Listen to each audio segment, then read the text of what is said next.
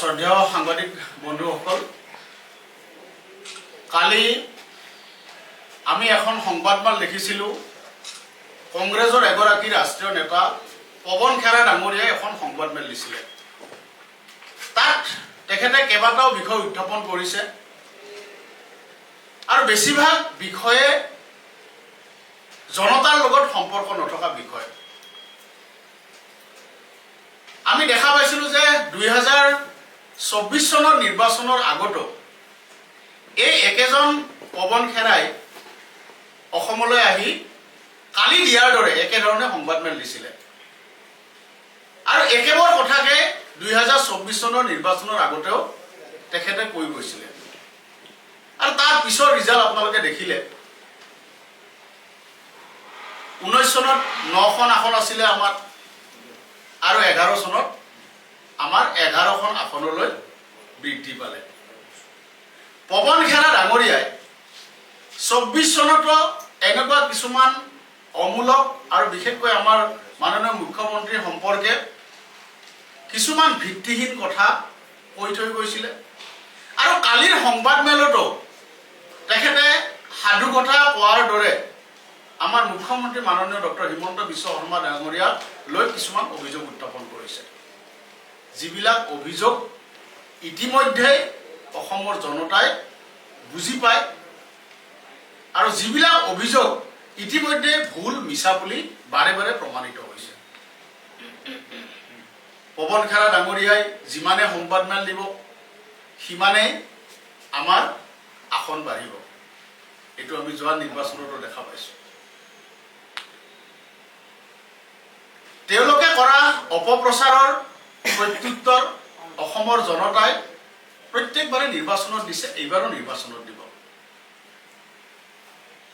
তেখেতে অৰুণোদয় আঁচনিলৈ কথা কৈছে।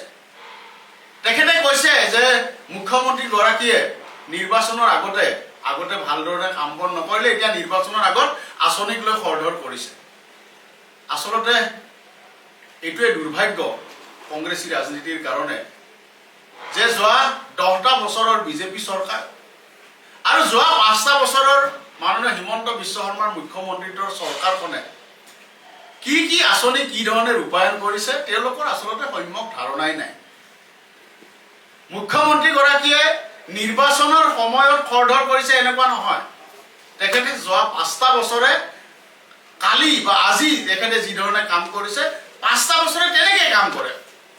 যিসকলে অসমৰ মুখ্যমন্ত্ৰী মহোদয়ক অনুসৰণ কৰে, ফল' কৰে, তেওঁলোকে ভাল ধৰণে জানে যে অসমৰ মুখ্যমন্ত্ৰীগৰাকীয়ে 5টা বছৰে একেধৰণে কাম কৰে, এইধৰণে কাম কৰে। অৰুণোদয়ৰ ধন কৈছে যে ৰাইজৰ কৰ কাটলৰ ধন অৰুণোদয়ৰ জৰিয়তে দি এইখন চৰকাৰে অপচয় কৰিছে। পৱন খেৰা ডাঙৰীয়াই এই কথা কৈ আচলতে অসমৰ মহিলাক অপমান কৰিছে। কংগ্ৰেছৰ দিনত কৰ কাটলৰ ধন কিছুমান নেতা পালি নেতাৰ পকেটলৈ গৈছিলে আৰু এতিয়া সেই কৰ কাটলৰ ধন নাগৰিকৰ হাতলৈ প্ৰত্যক্ষভাৱে গৈছে। অৰুণোদয়ৰ জৰিয়তে কালি 9,000 টকা যোৱা পৰহি দিনা অসমৰ প্ৰায় 40 লাখ মহিলাই পালে 9,000কৈ টকা। এই টকা হয়, এই টকা চৰকাৰৰ টকা, এই টকা কৰ কাটলৰ টকা আৰু কৰ কাটলৰ টকা নাগৰিকৰ কৰ কাটলৰ টকা নাগৰিকে প্ৰত্যক্ষভাৱে তাৰ দ্বাৰা উপকৃত হৈছে। এইটো ভাল ব্যৱস্থা হ'ল নে বেয়া ব্যৱস্থা হ'ল? অসমৰ যিকোনো এখন গাঁৱলৈ গৈ, যিকোনো এখন চহৰলৈ গৈ পৱন খেৰা ডাঙৰীয়াই মহিলাসকলৰ লগত এবাৰ কথা পাতক যে এই অৰুণোদয় আঁচনি দিয়াটো ভাল কথা হৈছে নে বেয়া কথা হৈছে। অৰুণোদয় আঁচনিৰ জৰিয়তে অসমৰ মহিলাসকল কি ধৰণে স্বাৱলম্বী হৈছে এই কথাটো যদি কংগ্ৰেছে বুজি নাপায় তেনেহ'লে আমাৰ শাসক দলৰ কাৰণে আৰু ভাল, কাৰণ তেওঁলোকৰ গ্ৰাউণ্ডৰ ৰাজনীতিৰ লগত তেওঁলোকৰ যে কোনো সম্পৰ্ক নাই এই কথাটো এনেকুৱা কথাবিলাকে স্পষ্ট কৰি তোলে।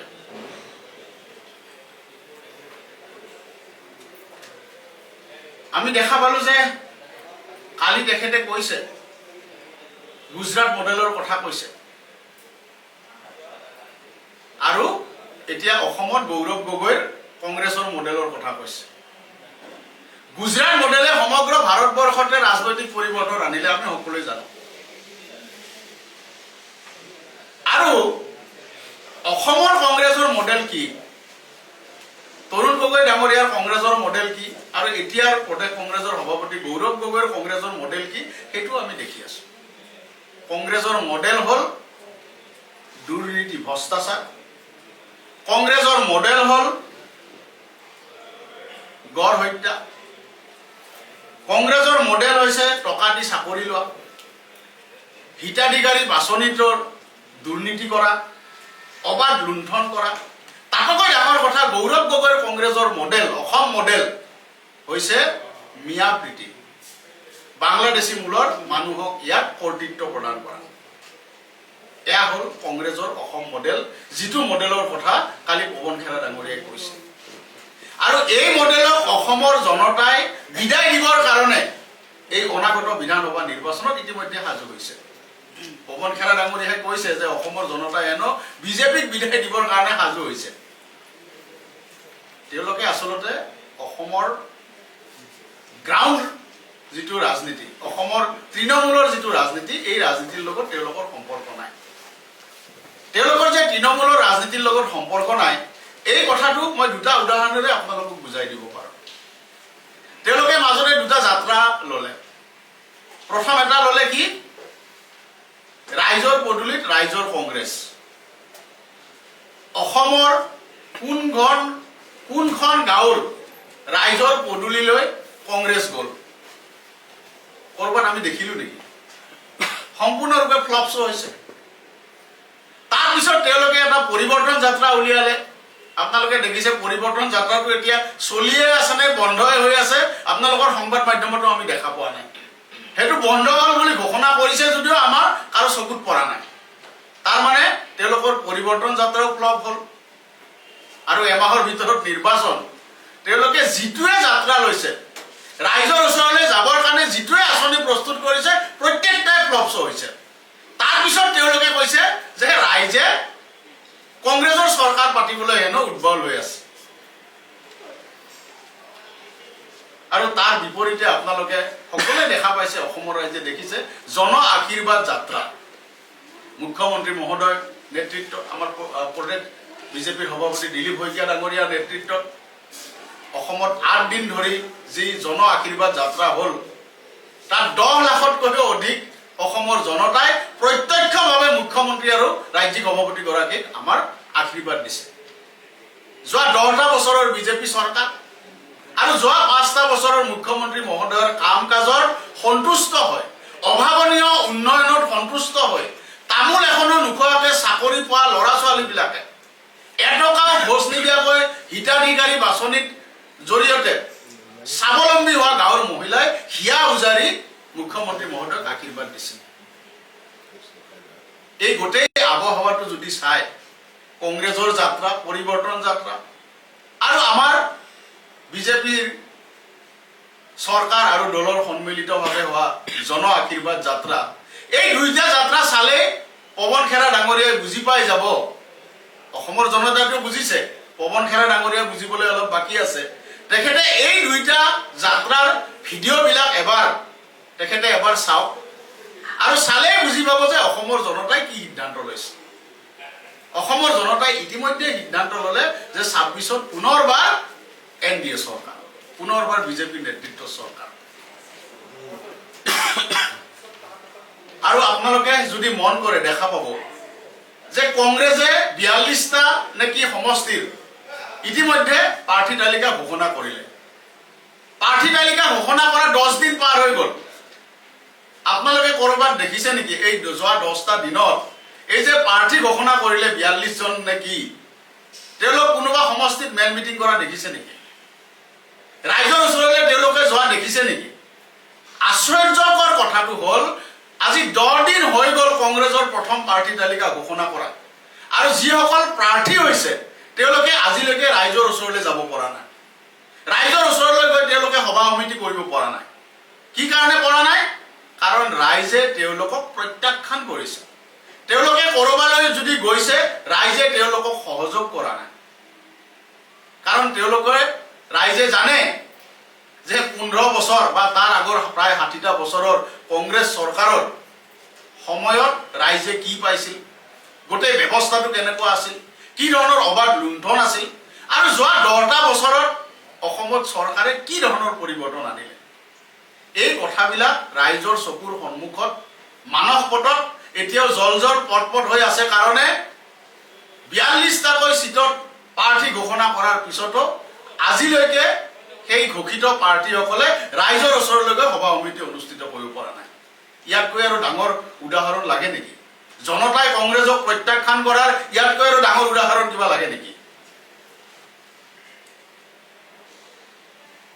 গতিকে পৱন খেৰা ডাঙৰীয়া তেওঁ অসমৰ জনতা সম্পৰ্কে, অসমৰ ৰাজনীতি সম্পৰ্কে তেখেতৰ ওচৰে হৈ বাই থকা তেওঁলোকৰ কি কয় এইটো অনুগত চামচা, তেওঁলোকৰ লগত কথা বতৰা পাতি সংবাদমেল দিয়াৰ পৰিৱৰ্তে তেখেত যদি অন্ততঃ এটা দিন জন আশীৰ্বাদ যাত্ৰা যদি ভালকে প্ৰত্যক্ষ কৰিলেহেঁতেন বা এতিয়াও যদি ভাল কাৰণে ভিডিঅ'বিলাক চায়, তেখেতে যদি যিকোনো অসমৰ এখন গাঁৱত গৈ মহিলাৰ লগত কথা পাতে যে অৰুণোদয় উদ্যমিতা আঁচনিয়ে আপোনালোকৰ কাৰণে কি ভাল কৰিলে, কি বেয়া কৰিলে, এই কথাবিলাক যদি তেখেতে এবাৰ অধ্যয়ন কৰিলেহেঁতেন, তেনেহ'লে কালি যিখন সংবাদমেল তেখেতে সম্বোধন কৰিছে, এই সংবাদমেলখন তেখেতে সম্বোধন কৰিবলৈ সাহস নকৰিলেহেঁতেন। গতিকে আমি কংগ্ৰেছক প্ৰত্যাহ্বান জনাইছোঁ, পৱন খেৰা ডাঙৰীয়াক প্ৰত্যাহ্বান জনাইছোঁ, গৌৰৱ গগৈ ডাঙৰীয়াক প্ৰত্যাহ্বান জনাইছোঁ, মুখ্যমন্ত্ৰী মহোদয়ৰ সম্পৰ্কে অপপ্ৰচাৰ কৰি থকাতকৈ আপোনালোকে গাঁৱলৈ যাওক, গাঁৱৰ মহিলাৰ লগত কথা পাতক, সাধাৰণ নাগৰিকৰ লগত কথা পাতক, আৰু কথা পাতি আপোনালোকে যে প্ৰাৰ্থী ঘোষণা কৰিলে গাঁৱে গাঁৱে একোখনকৈ সভা পাতক, দেখিব যে আপোনালোকক জনতাই কি ধৰণে প্ৰত্যাখ্যান কৰিছে। ৰাইজৰ মাজলৈ যাওক, প্ৰত্যাহ্বান জনাইছোঁ, ৰাইজৰ মাজলৈ গৈ হিমন্ত বিশ্ব শৰ্মা ডাঙৰীয়াক লৈ আপোনালোকে যিবিলাক অপপ্ৰচাৰ কৰিছে, একেখিনি কথা আপোনালোকে ৰাইজৰ মাজত গৈ কওক। আমি উত্তৰ দিব নালাগে, আমি দলৰ মুখপাত্ৰই উত্তৰ দিব নালাগে, ৰাইজে আপোনালোকক প্ৰত্যক্ষভাৱে সমুচিত প্ৰত্যুত্তৰ দিব, আৰু এই প্ৰত্যুত্তৰ নিৰ্বাচনৰ জৰিয়তে আপোনালোকে পাবলৈ সাজু হৈ থাকক। মই এইখিনি কথাই আপোনালোকৰ সন্মুখত ক'লোঁ। কংগ্ৰেছৰ অপপ্ৰচাৰ যিমানেই চলিব আমাৰ বিজেপিৰ কাৰণে সিমানেই আমাৰ কাৰণে ৰাজনৈতিকভাৱে আমি লাভান্বিত হ'ম। ধন্যবাদ। কংগ্ৰেছে এতিয়া লৈ বহুত তেওঁলোক আগবাঢ়িছে, জুবিনৰ বিষয়টোক লৈয়ে তেওঁলোক ব্যস্ত হৈ আছে। যিমানেই তেওঁলোকৰ লিডাৰ আহে সকলোৱে জুবিন ক্ষেত্ৰলৈ যায়। জুবিন ক্ষেত্ৰলৈ যোৱাটো বেয়া কথা নহয় বা যোৱাটো উচিত প্ৰত্যেকজন ব্যক্তিয়ে, কিন্তু তেওঁলোকে লগাতকৈ বেছি জুবিনক ব্যৱহাৰ কৰিছে নেকি? জুবিন গাৰ্গক আপোনালোকে কি ভাবে?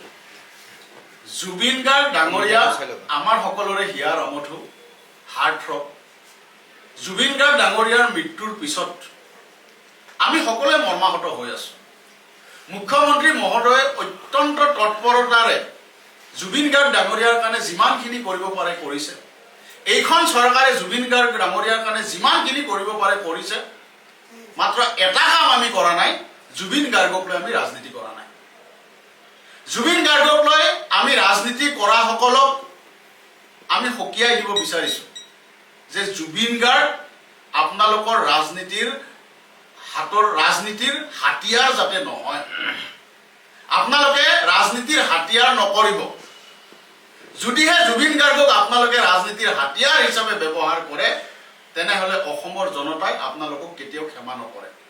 কাৰণ আজিৰ দিনতো অসমৰ জনতা জুবিন গাৰ্গক লৈ মৰ্মাহত হৈ আছে। চৰকাৰে কৰিবলগীয়াখিনি কৰিছে আৰু কৰিব। কেবিনেটত ফাৰ্ষ্ট ট্ৰেক আদালতৰ সিদ্ধান্ত হৈছে, দোষীয়ে যাতে উপযুক্ত শাস্তি পায় তাৰ কাৰণে যি ব্যৱস্থা ল'ব লাগে চৰকাৰে কৰি আছে, কৰি থাকিব।